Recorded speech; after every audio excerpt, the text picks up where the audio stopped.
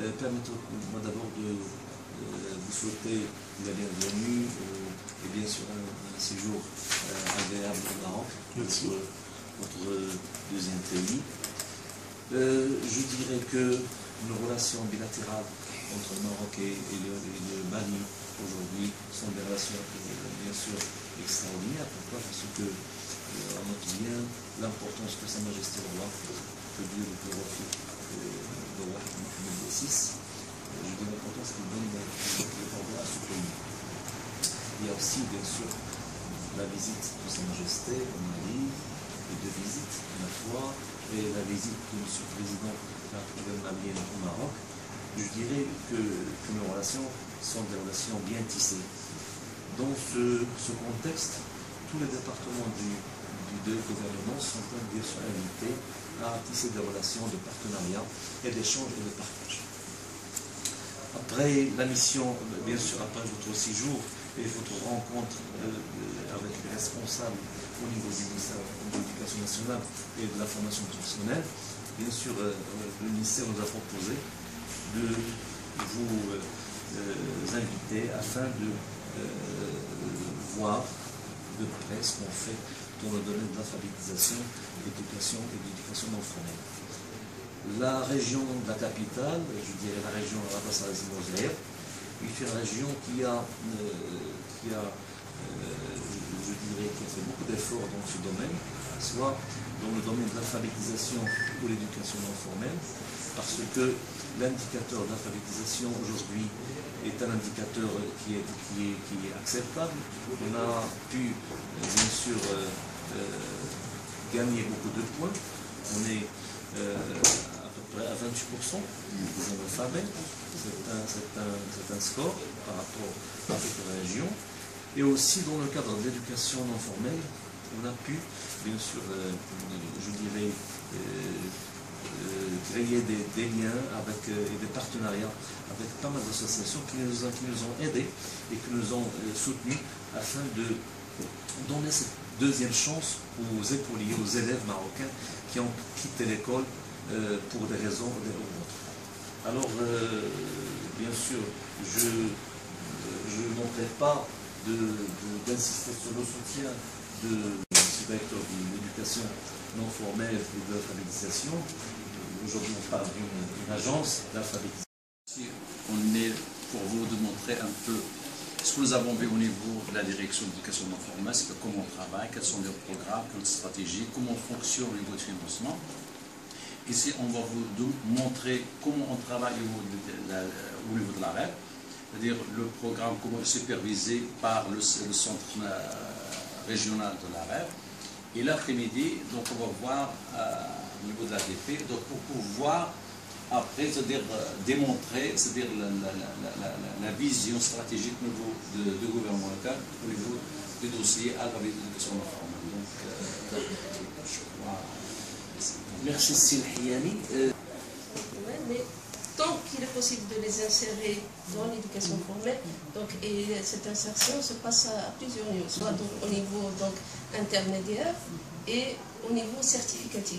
C'est-à-dire qu'on peut donc préparer pour passer un examen de 6e année primaire pour aller ensuite au collège et puis ou bien en 3e année secondaire pour intégrer le lycée dans le cursus formel, mais aussi à des niveaux intermédiaires, et ce sont les tests donc, des inspecteurs qui permettent donc de déceler à quel niveau ils seront insérés pour les niveaux intermédiaires. Nous avons deux moyens bien sûr d'assurer ces visites, soit ce sont des visites menées par les chefs de service, bien sûr, dans les délégations, par aussi les responsables au sein des ONG, et nous avons, bien sûr, un suivi et des visites par des bureaux d'études. Et ce n'est pas la REF ou bien les délégations qui ont ces bureaux d'études, c'est la direction de l'éducation non formelle ou bien de l'alphabétisation, et maintenant, bien sûr, c'est l'agence. Pour les paiements, bien sûr, ça dépend bien sûr des démarches qu'on entame avec les ONG. Après, bien sûr, la signature de la convention par monsieur le délégué, parce que les conventions ne sont pas signées ici au sein de la REF, mais signées dans les délégations provinciales. Et c'est monsieur le délégué qui signe ces conventions. Après la signature, l'ONG est demandée, bien sûr, à nous envoyer un rapport de démarrage. Ce rapport de démarrage est constitué des listes de bénéficiaires, les emplois du temps, les PV bien sûr de chaque intervenant, surtout les animateurs, éducateurs dans les classes de l'alphabétisation et dans les classes d'éducation non formelle. Et s'il y a un retard bien sûr de l'ONG, bien sûr il y a un retard aussi de l'administration. Donc, mais nous n'avons pas un seul programme, c'est-à-dire le programme des ONG. On travaille sur 4 programmes en ce qui concerne l'alphabétisation. Nous avons un programme général mené par les instituteurs au sein des écoles. Nous avons un programme, bien sûr, des acteurs publics, c'est-à-dire tous les ministères des départements, bien sûr, d'État, et les associations et les entreprises. Mais les entreprises, bien sûr, c'est notre maillon faible, parce que il y a bien sûr... il n'y a pas une forte adhésion des entreprises en ce qui concerne, bien sûr, l'alphabétisation.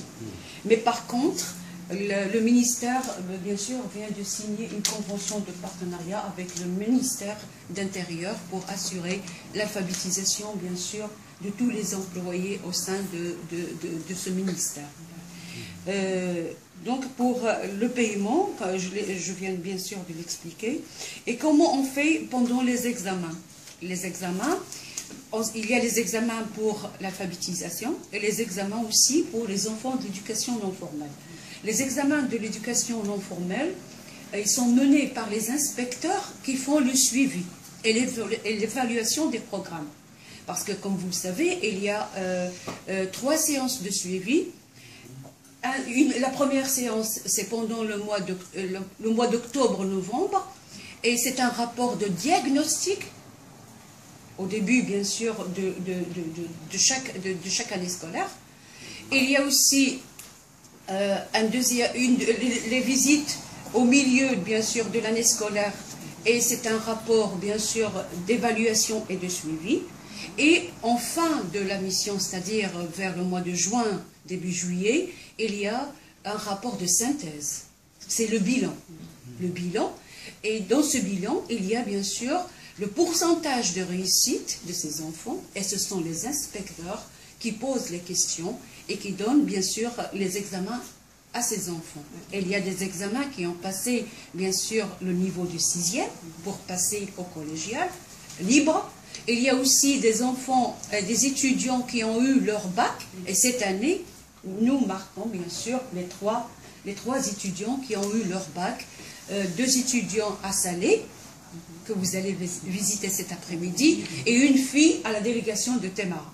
Ils ont eu leur bac, et ils étaient des étudiants à l'éducation non formelle. Bien. Voilà. Juste pour l'information. Organisation des sessions de formation sur l'utilisation de ce système, saisie et exploitation des données statistiques, importation et exportation des données. On démarre bien sûr tout le temps au mois d'octobre pour la sensibilisation et l'achèvement au mois de juillet. Les observations, doter les partenaires de logiciels relatifs au système d'information, suivi de déroulement de l'opération, et il y a aussi la formation sur, bien sûr, ce logiciel. Action 7, planification et organisation des sessions de formation. Élaboration d'un plan de formation au niveau régional et au niveau des délégations. Préparation des modules de formation. Désignation des équipes de formation au niveau régional et au niveau des délégations. Organisation des sessions de formation et évaluation des sessions de formation.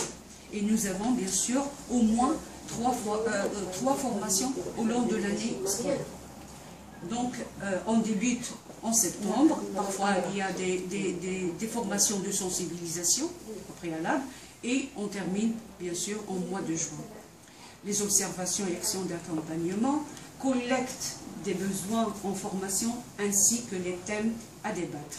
Renforcement des capacités d'intervention chez les partenaires. Action 8, paiement des vacations et subventions. Sous-action étape, répartition du budget alloué au programme, paiement des vacations, paiement des subventions au profit des associations. Il est réalisé suivant les modalités fixées et conformément à l'échéancier arrêté au niveau de chaque convention. Il se fait en 3 tranches. La première tranche, 50% après 2 mois de lancement du programme. Deuxième, bien sûr, tranche à la fin du premier semestre. Et la troisième tranche, 20% à la fin du programme. Donc, début de janvier de l'année N pour le démarrage et l'achèvement fin d'octobre de l'année N+1. Les observations, actions d'accompagnement, visa du budget, établissement des états de paiement, rapport des chefs d'établissement, contrôle et suivi financier, PV d'expertise, évaluation de l'exécution du programme et conformité avec les clauses conventionnelles. Action 9, il y a autre chose bien sûr. Les sous-actions, c'est les réunions de comités chargés de la lutte contre l'analphabétisme et l'éducation non formelle issues de conseils d'administration de l'académie pour présentation du bilan, présentation du plan d'action, établissement d'un rapport et des recommandations afin de les présenter au sein du conseil d'administration de l'académie. Démarrage octobre, achèvement le mois de juillet. Des observations, actions d'accompagnement, mobilisation et sensibilisation des membres du conseil d'administration de l'académie. Merci. L'Agence nationale d'alphabétisation et qui va organiser sa première assemblée générale sous la présidence de M. le chef du gouvernement le 5 novembre, Inch'Allah.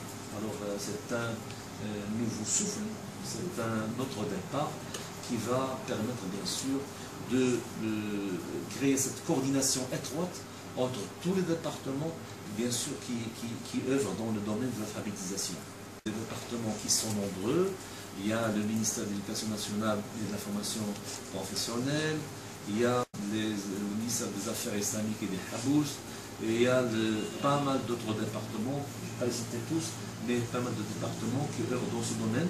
Et le ministère et je dirais le gouvernement, via cette agence nationale, bien sûr, va arriver à coordonner tous les efforts et aller en avant dans le cadre de l'alphabétisation de nos citoyens marocains. C'est un honneur pour nous, parce que votre visite coïncide avec cet événement. Et bien sûr, je tiens ici, en votre présence, à remercier tout le staff de l'administration centrale et aussi. Beaucoup de difficultés par rapport au système d'information parce qu'on n'arrive pas à capitaliser toutes les interventions sur le territoire national, parce que, tout simplement parce que certains intervenants ne sont pas informés de ce qu'ils sont en train de faire. Donc ça nous pose des problèmes de capitalisation des intervenants s'ils évoluent sur les ressources propres. Bon, ça c'est un problème. Donc, je ne sais pas comment vous faites pour pouvoir, en tout cas, voilà, pour ne pas monopoliser la parole, je crois que je m'arrête là pour l'instant. On va écouter tout le monde et après on va essayer de partager la réponse. La parole est à vous, madame. Merci beaucoup. En tout cas, moi, je commence d'abord par vous remercier tous pour l'accueil. Là, vraiment, c'est la première fois que je viens au Maroc. Et j'étais un peu inquiète en venant. Quand on ne connaît pas un environnement, on a toujours un peu peur à l'intérieur, même si on n'ose pas l'avouer. Mais sincèrement, je dois dire que je ne me sens pas du tout dépaysée. On a été vraiment très bien accueillis partout. C'est pas parce que vous êtes là, mais c'est sincèrement la vérité. Et là, je comprends bien parce que à un haut niveau, c'est vrai qu'il y a une collaboration entre nous et à un autre niveau aussi, je transmettrai ça vraiment parce que c'est la vérité. Merci beaucoup pour ça. Merci. Maintenant, pour ce qui concerne la présentation, merci beaucoup. Et c'est toujours depuis qu'on est arrivé, on apprend beaucoup. Et puis on les met en parallèle avec ce qu'on fait. Bien vrai qu'on a encore beaucoup de chemin à faire. On essaie toujours de mettre en parallèle ce que vous faites avec ce que nous faisons. C'est pour ça que le côté veille éducative m'intéresse beaucoup. Je voudrais savoir à quel niveau c'est, quels sont les partenaires impliqués, quelle est la place de la communauté au niveau de ces systèmes de veille éducative. Parce que nous essayons au niveau de la coopération suisse avec nos différents programmes de mobiliser la communauté pour qu'elle puisse travailler avec les enfants, pour que les enfants restent à l'école. Donc ces côtés-là m'intéressent beaucoup. Ça c'est un premier point. Dans un second point, lorsque vous avez parlé du cinquième point, visite des terrains, contrôle, etc., vous avez parlé des directeurs d'école. Donc, quel lien? Je suppose que ce sont les directeurs d'école formels. Voilà. Donc, quel est le lien avec ces directeurs-là avec le système d'éducation non formelle et d'alphabétisation? Et quel travail ils font? Ensuite, le troisième élément, c'est concernant le huitième point qui est la vacation, le paiement des vacations et des subventions. J'ai vu que vous payez les ONG 2 mois après le démarrage des activités. C'est-à-dire que toutes ces ONG sont assez fortes sur le plan financier pour prendre en charge les salaires des animateurs ou des animateurs. Et comment ça se passe? Est-ce que tous peuvent ou bien il y a des difficultés? Parce que chez nous, si on veut faire ça, nous, quand on travaille avec les ONG, on paye à la signature de la convention du contrat. Avant le service fait. Vous payez avant le service fait. Et juste à la signature de la convention, parce que sinon ils ne vont pas pouvoir fonctionner pour la plupart. Et à la fin du mois, s'ils doivent payer les animateurs, ils n'auront pas assez d'argent pour pouvoir les payer. Donc, voilà. Le nom de la région. D'accord. D'accord. Alors Rabat, Salé, Zemour, Zaïr. On va écrire ça. Rabat, Salé, Zemour. D'accord, ok. Je vais voir après. Alors c'est une région, capitale, région capitale. C'est une région qui comporte 4 villes principales. 4 villes principales. Rabat, c'est la capitale. Oui. À côté, il y a Salé. Oui. De l'autre côté, il y a Temara Salat. Oui. Et dans le fond, il y a la ville d'Ormisset. Donc, l'agglomération Ormisset, en superficie, c'est la plus grande. C'est presque 85% du territoire de la région. Et là, nous avons donc l'aspect plutôt rural que urbain. Alors que Rabat, il est purement urbain. Salé, donc, il est urbain plus que rural. Et puis moitié-moitié, Temara, c'est moitié urbain, moitié. C'est à l'écran, c'est affiché à l'écran. D'accord, merci beaucoup. Vous voyez, donc, ah oui, ce qui est en jaune, c'est Khmissat, donc c'est plus grand. Salé, c'est en bleu. Rabat, c'est en rouge. Et Temara, c'est donc... Comment on fait les examens? Comment ça se passe? Merci beaucoup, j'en ai fait. L'observation c'est une douleur sur la main. Vous avez dit qu'on va avoir ces supports-là. Parce que je me dis que si j'ai ces papiers-là, je vais faire du bon travail au Mali. Parce que tel que c'est présenté, je me demande est-ce qu'on peut l'appliquer sur le terrain, est-ce qu'on peut l'appliquer. Donc la question que je pose, quelle est la participation de la direction de l'éducation non formelle et de l'alphabétisation par rapport à ça? Est-ce qu'il y a une synergie d'action entre vous? Et dire qu'effectivement, celui qui vient au Maroc a toujours envie de revenir. Je suis à ma première fois. On pourrait paraphraser les musiciens français, les chanteurs en disant que voir Maroc, Rabat et mourir. Vraiment, c'est un beau pays. C'est une belle ville.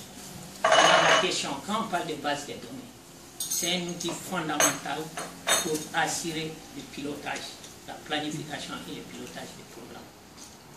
N'importe quel programme. Et nous avons effectivement des défis dans ce sens, le directeur l'a dit. Les autres sont conscients. Je voudrais comprendre comment vous êtes arrivé à ce niveau pour pouvoir disposer des données fiables qui sont aujourd'hui, enfin, qui font votre fierté et qui vous permettent aussi de faire un bon pilotage de votre système éducatif. Et quels sont les logiciels que vous utilisez? Je connais la recette, mais il peut y avoir d'autres logiciels. Ça, c'est ma première question. La deuxième question, c'est par rapport à l'approche communautaire. Puisque moi, je suis un opérateur qui travaille sur le terrain, directement avec les acteurs. Un de mes défis, c'est comment assurer la participation de la communauté et des collectivités à la prise en charge des programmes d'éducation formelle et non formelle. Elles sont pertinentes, les communautés sont conscientes. Évidemment, il y a des problèmes de pauvreté, des problèmes de survie quotidien qui font que souvent on n'a pas toute l'adhésion, ou si on a l'adhésion, la participation est faible. Quelle est la leçon que vous pouvez partager avec nous pour que je puisse repartir avec ça, pour essayer d'adapter avec le contexte du monde? Je vous remercie. Je suis vraiment ravi parce que vous avez posé pas mal de questions qui sont pertinentes. Je donne la parole à mes collaborateurs afin de répondre chacun dans le cadre de sa spécialité, de sa fonction. Mais ce que je dois dire, c'est que, vous savez, les relations qui lient nos deux pays, le Maroc et le Mali, sont des relations historiques, et culturelles et qui sont vraiment, je dirais, des relations qui sont bien tissées depuis des décennies, depuis des siècles. Alors, l'ouverture du gouvernement sur l'Afrique, les pays subsahariens surtout, nous a incité afin de chercher nous aussi comment on peut adhérer dans ce grand projet de partenariat Sud-Sud. Et vous savez, Sa Majesté donne l'exemple parce qu'il consacre tout son temps à ces relations Sud-Sud et surtout à l'Afrique. Alors, l'expérience malienne aussi est une expérience très très riche parce que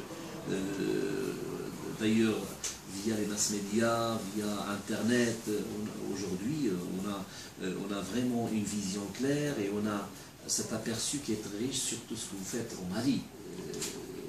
Alors dans le cadre de ce dialogue qui est très riche, je dirais d'abord que tout ce qu'on fait au niveau, dans le cadre de l'alphabétisation et de l'éducation non formelle, se fait dans une étroite collaboration et un étroit partenariat avec les ONG.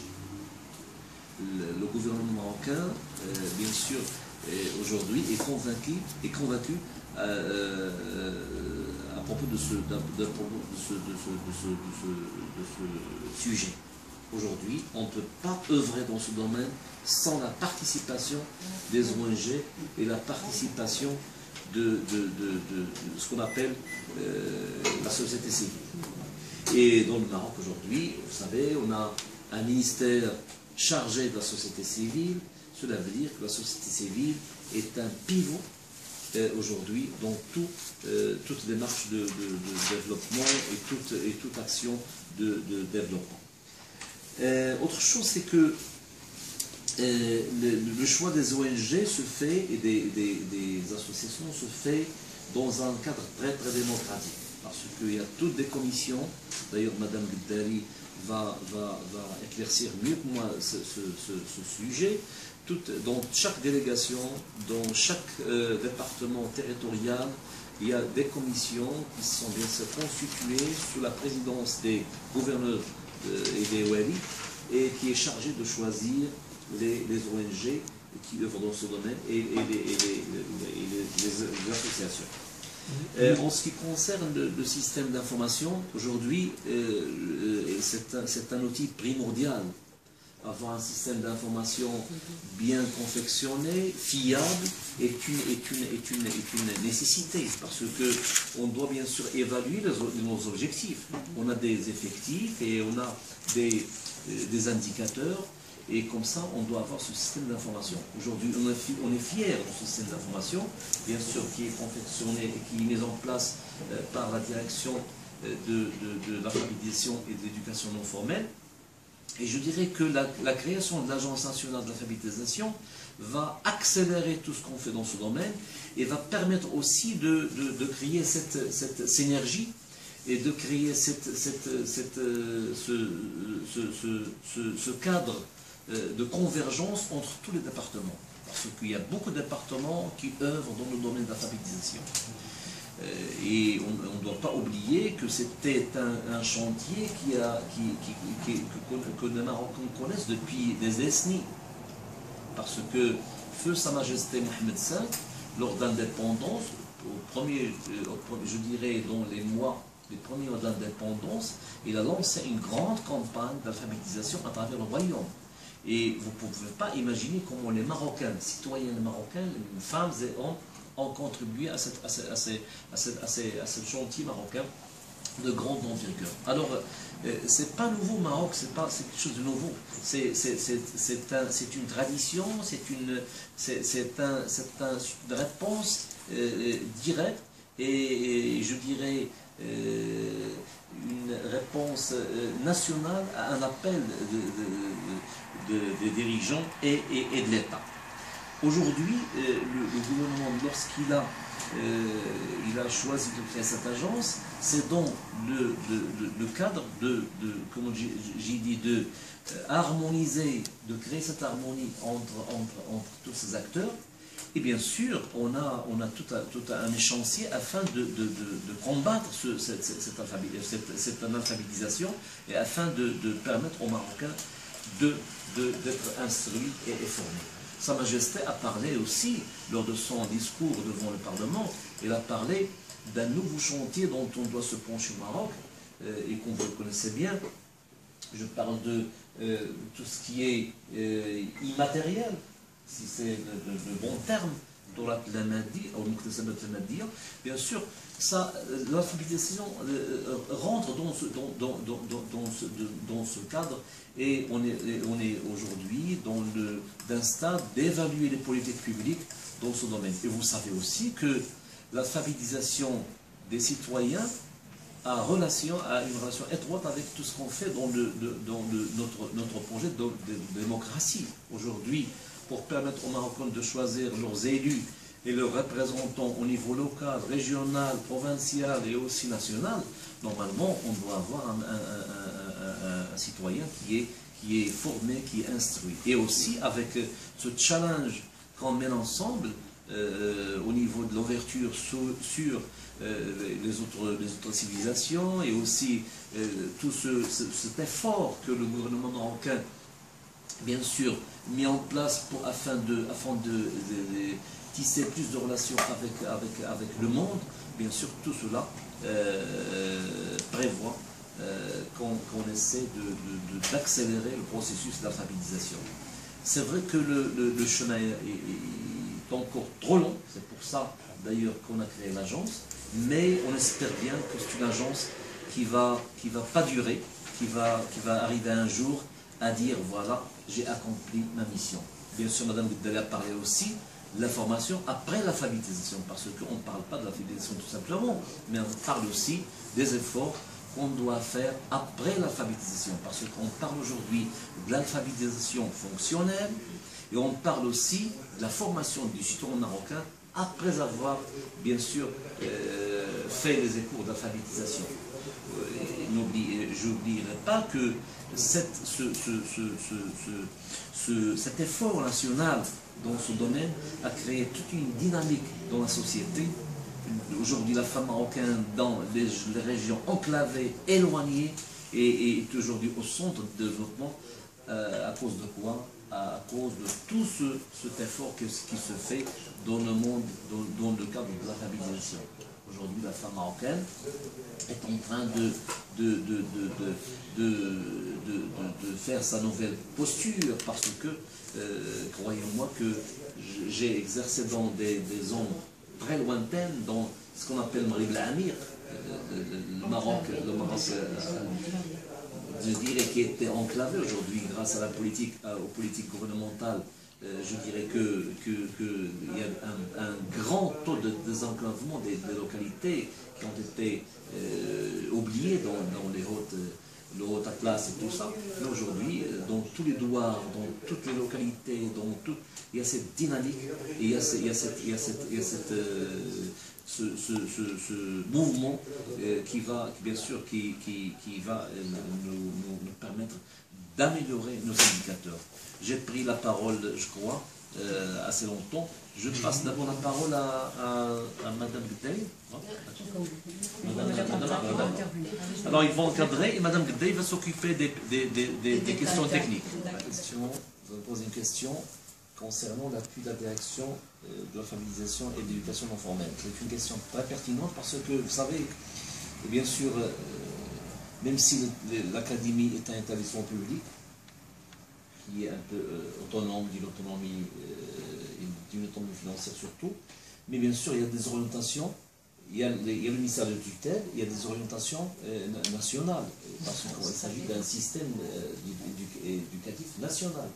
C'est pour ça que toute direction centrale, bien sûr, encadre et ils font le suivi de tout ce que se fait dans les académies. Et ils évaluent aussi ça parce que les directions centrales dépendent du Monsieur le ministre, et le Monsieur le ministre est responsable dans un gouvernement, et le gouvernement est responsable devant la nation. C'est pour ça que l'appui de direction, toute direction est un appui qui est là, et surtout cette direction, parce que via les curricula, via les livres scolaires et des manuels scolaires qui sont édités, via l'encadrement aussi, via même la subvention, parce qu'on est subventionné par le ministère. Et on voit un exemple aujourd'hui, il nous permet l'échange, le partage, soit avec les pays qui ont fait beaucoup de progrès, dont on ne parle plus d'alphabétisation, des pays développés, soit avec des pays comme nous, soit avec des pays qui cherchent encore à élaborer des stratégies nationales dans ce domaine. Alors, la direction, c'est comme j'ai dit, c'est la tutelle, c'est l'encadrement, c'est les relations internationales, c'est les partenariats, et c'est aussi la direction qui cherche les bailleurs de fonds, c'est elle qui nous garantit le financement. C'est pour ça que son rôle est primordial. Et aussi, avec cette agence qui va remplacer la direction de l'alphabétisation, on aura bien sûr d'autres horizons, parce que l'agence, vu qu'elle est maintenant autonome, vu qu'elle dépend de monsieur le chef du gouvernement, vu que c'est lui qui préside généralement, habituellement, ces conseils d'administration, bien sûr, c'est un nouveau souffle, je dirais, ce sont de nouvelles perspectives et de nouveaux horizons. Vous avez parlé des examens. Bien sûr, pour nous, notre système d'information se développe petit à petit. Et ce système d'information dépend de ce que l'État fait dans d'autres départements. Si aujourd'hui, l'État a fait beaucoup de progrès pour généraliser la carte nationale d'identité, bien sûr, nous, on est les premiers gagnants parce que ça nous permet de compléter notre système d'information. Aujourd'hui, avec ce recensement de 2014 des habitants qui a connu le Maroc pendant le mois de septembre, va nous permettre de revoir des données démographiques, il va nous permettre la mise à jour des indicateurs, ce recensement qui se fait chaque 10 ans, qui va nous permettre de s'orienter vers des objectifs très, très, très précis. Autre chose, vous avez évoqué aussi tout ce qui est vacation et rémunération et indemnité, que nous, on travaille avec des associations. Vous connaissez certes la différence entre une association et une ONG. Et l'ONG, c'est un peu grand, je dirais, c'est un peu structuré. L'association, c'est local, c'est une association qui est locale parfois, qui n'a pas une grande dimension. Alors, là, les programmes d'alphabétisation du ministère a permis aussi de développer cette société civile. Parce que via les formations qui ont été organisées et via tout ce qu'on fait dans le domaine de l'amélioration des capacités de ces associations, parce que le côté gouvernance est là, on doit veiller à ce que ces fonds publics soient bien sûr utilisés pour aboutir à des objectifs bien précis et déterminés par l'État. C'est pour ça que, en parallèle avec tout ce qu'on fait dans le domaine de l'alphabétisation et de l'éducation non formelle, on a aussi cette expérience, cette valeur ajoutée et ce savoir-faire et ce savoir-faire qui est bien sûr à la portée de ces associations. Aujourd'hui, comme j'ai dit, on a un ministère chargé de la service du Parlement et la société civile. Ce département ministériel, bien sûr, a fait beaucoup d'efforts. Il y avait ce débat national avec les ONG et qui a connu le Maroc, et c'est un débat très très riche. Il nous a permis d'identifier toutes les sociétés civiles,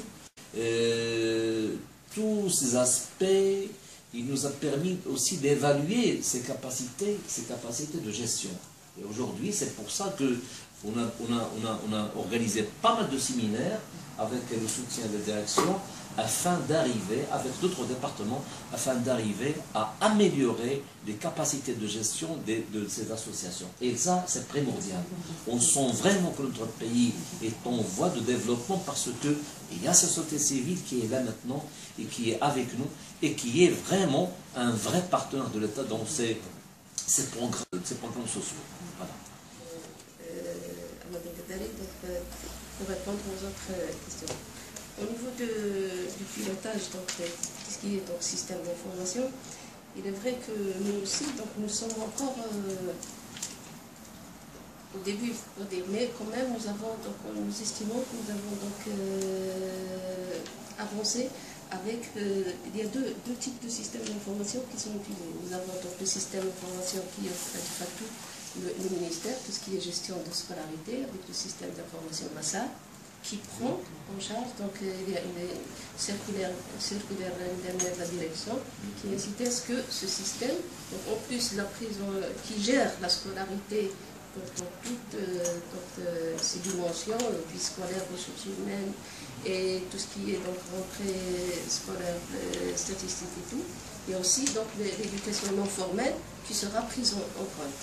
Donc, tout ce qui est évaluation aussi, les examens certificatifs.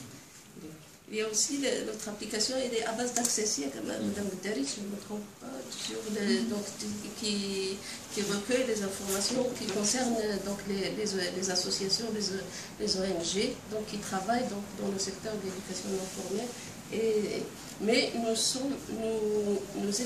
ambitionnons à ce que un seul système d'information qui est Massal, donc le système d'information du ministère, qui va gérer également donc, ces autres aspects. C'est en cours de développement. Donc, et pour arriver donc, à l'objectif qui a été donc, tracé par le ministère, mais dans le cadre de sa politique de gouvernance et de visibilité donc, dans le système, à tous les niveaux. Donc, tous les gens qui interviennent dans un établissement scolaire, que ce soit donc formel et informel, donc doit être géré par ce système d'information.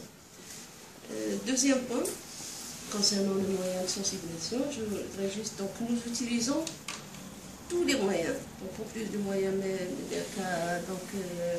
cité Mme Guterres dans son exposé, je voudrais juste mettre l'accent sur les deux opérations essentielles, c'est l'opération Child to Child, donc enfant à enfant, ce sont des opérations, des campagnes de mobilisation, donc, dans lesquelles ce sont les enfants. Donc chaque année, on lance cette action donc, dans les communes, donc localement, ce sont des enfants scolarisés qui vont chercher les autres enfants qui ne sont pas scolarisés, qui sont en déperdition, c'est-à-dire pour les ramener à l'école. Et aussi, la caravane de mobilisation sociale, et à ce niveau,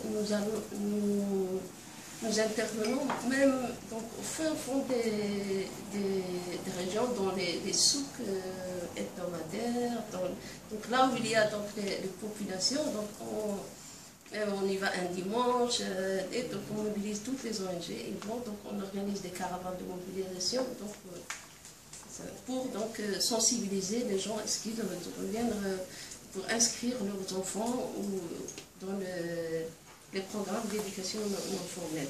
Je sais, bien sûr, Madame pourra compléter si j'ai oublié. Merci. Troisième point, pardon, concernant la veille éducative, c'est vrai que là, c'est notre challenge. Donc, on ne pourrait pas dire qu'on a atteint les objectifs parce qu'on a encore un pourcentage de déperdition. Et là, Donc, nous y mettons donc, tous les efforts donc, avec les directeurs des établissements scolaires, des associations. Mais il y a un autre aspect, c'est que nous avons recours aux partenariats internationaux. Donc, nous avons des partenaires français dans le cadre avec le greffe. Vous connaissez, donc qui travaillent avec nous donc, à ce niveau-là. Donc en plus, il y a donc, au niveau de la formation continue, il intervient au niveau de la formation continue des ONG intervenants, et donc par de la formation continue des animateurs, donc surtout tout ce qui concerne l'enseignement de la langue française pour les enfants. Et aussi, au niveau de la veille éducative, nous sommes en train de mettre en place notre groupement des retraités marocains. Ce sont des cadres du ministère, des inspecteurs, des enseignants qui sont en retraite, qui travaillent également avec nous à ce niveau-là de la veille éducative. Et donc, il y a plusieurs actions. Nous sommes dans un plan d'action sur lequel nous sommes en train de travailler afin donc d'améliorer donc nos performances à ce niveau-là. Mais tant qu'il est possible de les insérer dans l'éducation formelle, et cette insertion se passe à plusieurs niveaux, soit donc, au niveau donc, intermédiaire et au niveau certificatif. C'est-à-dire qu'on peut donc préparer pour passer un examen de 6e année primaire pour aller ensuite au collège, et puis ou bien en 3e année secondaire pour intégrer le lycée dans le cursus formel, mais aussi à des niveaux intermédiaires, et ce sont les tests donc, des inspecteurs qui permettent donc de déceler à quel niveau ils seront insérés pour les niveaux intermédiaires. Bien sûr, ces difficultés, je peux bien sûr les cerner dans, bien sûr, on peut classer, il y a deux catégories bien sûr d'ONG. Il y a les ONG, les nouveaux ONG, et c'est avec ces ONG qu'on a des difficultés bien sûr pour le démarrage, pour la formation. Il faut qu'on les forme bien sûr sur les bases bien sûr des relations qui vont nous lier dans un partenariat, une convention de partenariat. Il y a aussi le système d'information. On a des difficultés aussi avec les ONG, parce qu'ils n'ont pas parfois, il y a des ONG surtout dans le monde rural, il y a pour qu'il intervienne ces ONG dans ces régions, donc il faut qu'ils fassent une formation sur ce système d'information. Et parfois, ils n'ont pas de PC, c'est-à-dire ils n'ont pas les moyens pour bien sûr nous assurer ce suivi et ce système d'information. Donc, ce qui ne nous permet pas d'avoir bien sûr des résultats qui sont à 100% bien sûr fiables. Parfois, on arrive à 80%, à 70%, donc on ne peut pas dire